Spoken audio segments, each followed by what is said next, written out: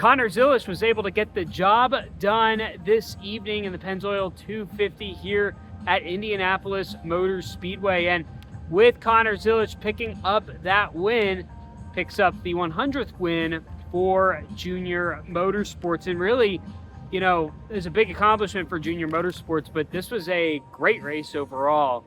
In the Pennzoil 250 here from Indianapolis Motor Speedway. You had pretty much everything in here. You had red flags, you had a potential threat of weather. We actually did have weather for a little bit. It's just some rain that didn't really stop the race all that much throughout the course of the day, but really a thrilling race. Yeah, you had Sam Mayer, our pole sitter, led a couple of laps out up front and then lost the lead after a while, and then it was, you know, a battle for the lead. And Connor Zilisch, you know, led only 19 laps in this race, but he was a driver that when you looked at it today was really going after it. And he's one of those, I guess you could say, drivers that when given the opportunity, he's going to take it and he's going to stay there. And that's what he did later on in the race, and, you know, pulled off some veteran moves. In the post-race press conference, Dale Jr. brought it up, saying that these young kids, and Connor Zilisch in particularly, was really,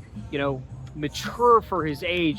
By the way, Connor Zilisch, youngest driver ever to win here at Indianapolis Motor Speedway, just beating out William Byron, who won a race here back in the latter part of the decade, last decade, just by a couple of months. But Connor Zilisch, the 19-year-old. But back on the point with Dale Jr., you know, just being able to make certain veteran moves out there on the racetrack and only being, you know, as I said, only 19 years old. So really big props to him. And Connor Zilisch sounds a lot older for his age, by the way, which is a really, really impressive thing and a good thing for him.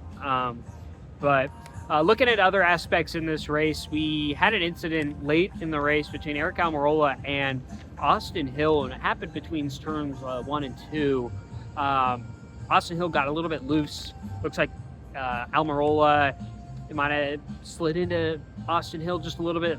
Hill got loose, almost lost it there in the end, and then Hill was able to correct himself, get him back, and then boom, got into Almirola, and Almirola turned up, hit the wall, and what was a massive hit for Aric Almirola. He said it was similar to what he experienced at Kansas back in 2017 when he got injured back then, which kept him out for a couple weeks. By the way, that was the rise of Bubba Wallace, by the way, stepping in for him in the 43 car at the time. But NASCAR decided to, and really you could make a case that it could have gone either way, that maybe Hill only had it there for a second and then just got loose again and then just happened to collect Aric Almirola.